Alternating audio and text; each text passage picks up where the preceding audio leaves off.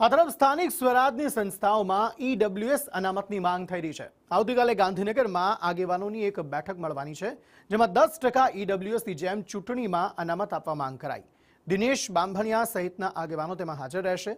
EWS માંગ પર દિનેશ બાંભણિયાએ કહ્યું કે ચૂંટણીઓમાં અનામત આપવા અમારી માંગ રહેશે।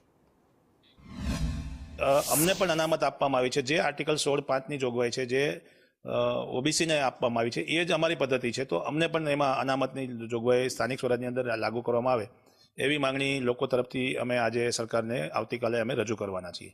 મુખ્ય બાબત એ છે કે સ્થાનિક સ્વરાજની અંદર પ્રતિનિધિત્વ કરવા માટે અનામતની જે જોગવાઈઓ લાગુ થઈ છે તેમાં ઘણી બધી વિસંગતતાઓ છે, ટેકનિકલ ખામીઓ છે, તેનું પણ ધ્યાન સરકારને દોરવામાં આવશે। અમને સંપૂર્ણ વિશ્વાસ છે કે સરકાર બિન અનામત વર્ગને કોઈ પણ રીતે નારાજ નહીં કરે અને જ્યાં સુધી બિન અનામત વર્ગના અનામત માટે જોગવાઈ ન થાય ત્યાં સુધી સ્થાનિક સ્વરાજની ચૂંટણી ન કરવામાં આવે એવી અમારી પ્રેય કાયદાકીય અને રાજ્ય સરકાર બંનેને છે।